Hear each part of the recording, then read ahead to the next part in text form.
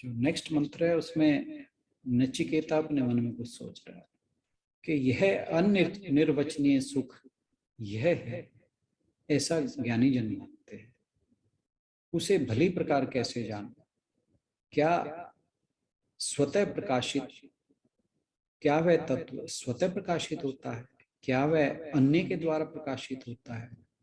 यानी वो ये सोच रहा है कि जिस सुख के बारे में अभी यमदेव जी ने कहा कि यह अनिर्वचनीय सुख यह है कि जो जिस सुख के बारे में बताया नहीं जा सकता वह सुख यही है, ऐसा ज्ञानी जन मानते हैं। मैं उसे कैसे भली प्रकार जानूं, क्या वह तत्व स्वतः प्रकाशित होता है, क्या वो अपने आप से प्रकाशित होता है, या उसे कोई और प्रकाशित करता है, और उसका अनुभव क्या है, उसको कैसे एक्सपीरियंस किया जाता है। तो ये जो है नचिकेता के मन में बात आई है, वो सोच रहा है कि उसे कैसे जाना है। और फिर इसके बाद यमराज जी नेक्स्ट मंत्र में उसे बताते हैं, मतलब जो अभी तक उसे बताया गया है नचिकेता उससे कुछ अलग जानना चाह रहा है, यानी उसकी अभी जिज्ञासा पूर्ण नहीं हुई। और फिर उसके मन में जब ये बात आई थी तो फिर यमाचार्य जो है अगले मंत्र में कहते हैं कि वहाँ न सूर्य प्रकाशित होता है, न चंद्रमा, न तारागण, न ये बिजलियां विद्युत ही प्रकाशित होती है।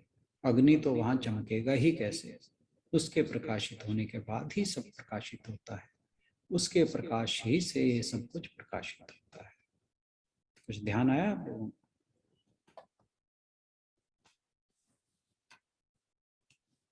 15th चैप्टर मुझे इसलिए याद है कि ये मैंने ये सर वो वाला है ना, न तद भासयते सूर्यो।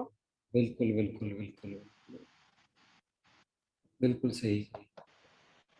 तो वहां था कि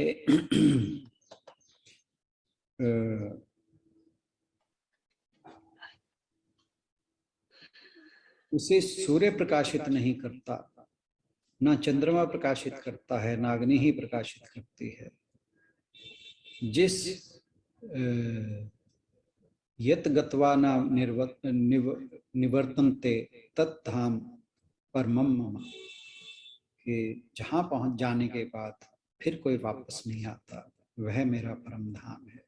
ना तत्भास्यते सूर्य, ना शशांक, ना पावक, कि जो मेरा परम धाम है उसे ना तो सूर्य प्रकाशित करता है, ना चंद्र प्रकाशित करता है, ना ही अग्नि प्रकाशित करती है, और वहां पहुंचने के बाद कोई फिर वापस नहीं आता। तो लगभग यही बात जो थी वो गीता जी में 15वें अध्याय के 6ठे श्लोक में आती है।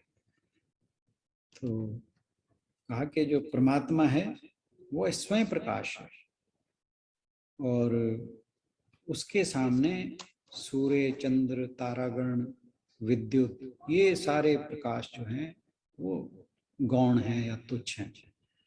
और इन सब की अपेक्षा जो पृथ्वी पर प्रज्वलित होने वाला अग्नि है ये तो सबसे ही गौण है।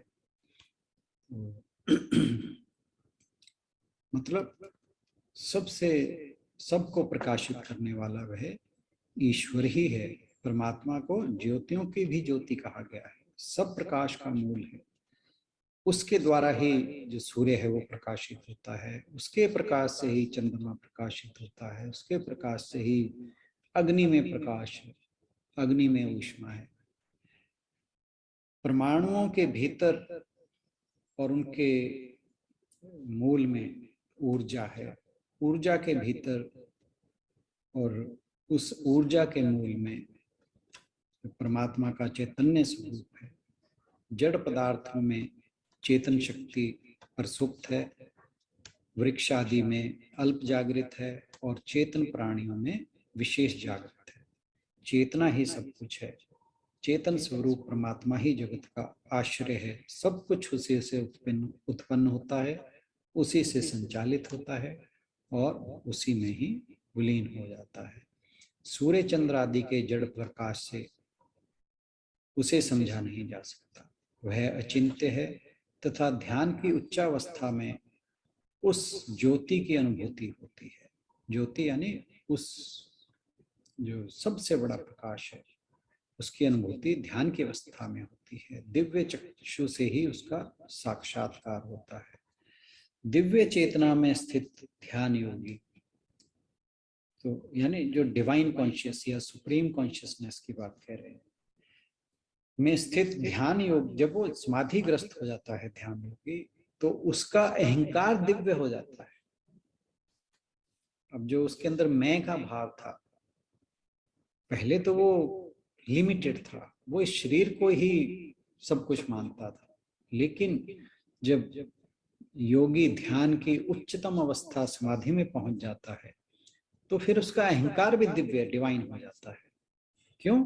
क्योंकि उस समय वह अनुभव करता है अहम ब्रह्मास्मि, मैं ही ब्रह्म हूं। पहले क्या सोचता था? मैं ही यह शरीर हूं।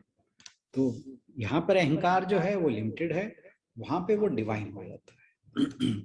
धन्य है वे महापुरुष जो अपने भीतर सूक्ष्म आनंद लोक में रहते हैं और दिव्य ज्योति का दर्शन करते हैं।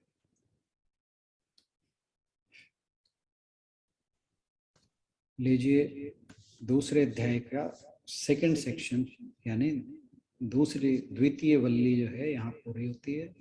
अब तृतीय वल्ली जो है हम नेक्स्ट सेशन में लेंगे, और आई होप के will be able to complete Kathopanishad in the next section. That's all for today. Thank you so much. Thank you for being with me all through.